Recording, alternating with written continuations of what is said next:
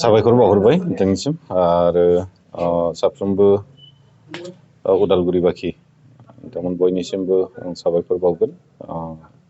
फिन खनसेबाव बे मोनसे हान्जाखौ 2023-24नि थाखाय थांनाय 44थि बोसोरसालि जथुमाव सायख'नानै होदोंमोन जिल्लानि बिबानगिरि हिसाबै आरो बे एखे टीमखौनो फिन खनसेबाव 25 आरो 26 बे बोसोरनैनि जि मोनसे टार्म बेखौ आरो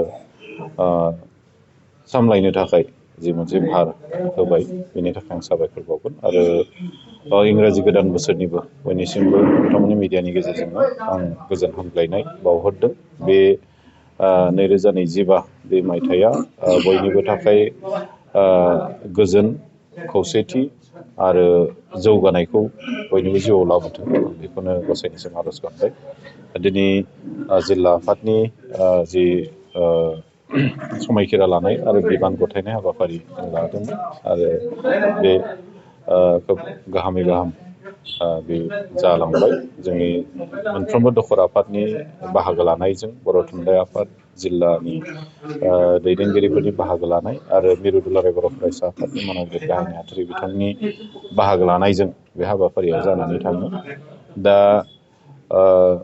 जिखिनि समयसाफोर जों थांनाय समफोरनिफ्राय जोंनियाव फ्राय माखासे माने ससियेल इसुस जोंनियाव थाबाय। ड्राग्स जौ जुवाफोरनि माखासे प्रभाबाथ' थाबायानोसै। जेसेबां हायो जोङो बे जुवाया जथेस्थ'खिनि खम जादों होननानैबो जों बुंनांगोन।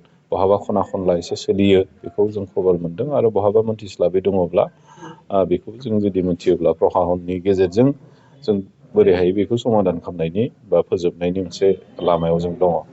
दा ड्राग्सनि इनफ्लुयेन्स मोनसे थाबाय जोंनियाव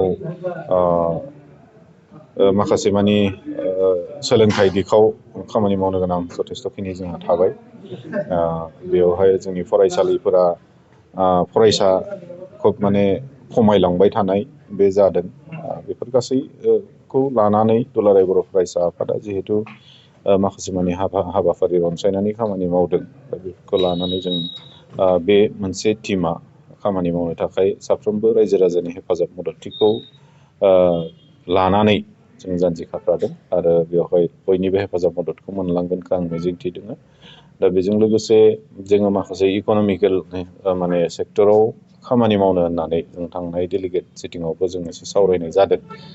जोङो जोंनि रांखावरि बिथिङाव जथेस्थ'खिनि सोरबा माखासे सामा एसे एनै उथिबोदोंब्लाबो माखासे सामा दिनैबो गोग्लैसोनाय जायफ्रा गामिफ्राव थानाय खेथि बाथि खालामनाय बैफोरो किसुमान जोंनि आखाइनिफ्राय खामानि मावनाय दांनाय बेफोरो माने गोमालांनो हमदों। जायनि थाखाय जोंनि इक'नमिया जेसेबांखि थाखा फैसा फैया मानो बे बेलेन्सआव दिनै थानायखौ जों नुनो मोनाखै।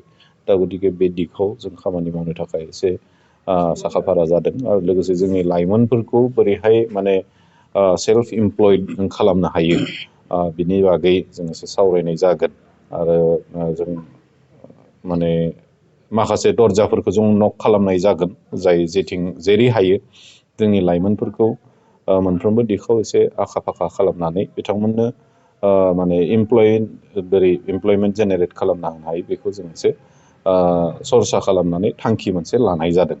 गतिके बेफोर गासै एजेन्डाखौ लानानै जों खामानि मावनो साखा फारा जादों नैबे बोसोरनैनि थाखाय जोंनि बे टिमा।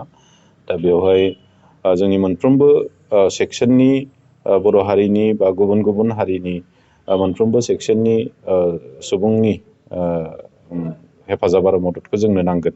बेयाव नों सोरबा साख्रिआवला सोरबा खेथियग सोरबा फालांगिरि गासैनिबो हेफाजाब मददखौ नांगोन आरो बे हेफाजाब आरो मददखौ फैबाय थानाय समफोराव जों मोनलांबाय थागोनखौ मिजिंथिनाय जों थाबाय आरो जिखिनि हाबाफारिफोर लायो बेयाव बयनिबो बाहागो लानायखौ जों थांनाय समफोराव जेरै मोनदों बे समावबो मोनगोनखौ जों आसा थियो।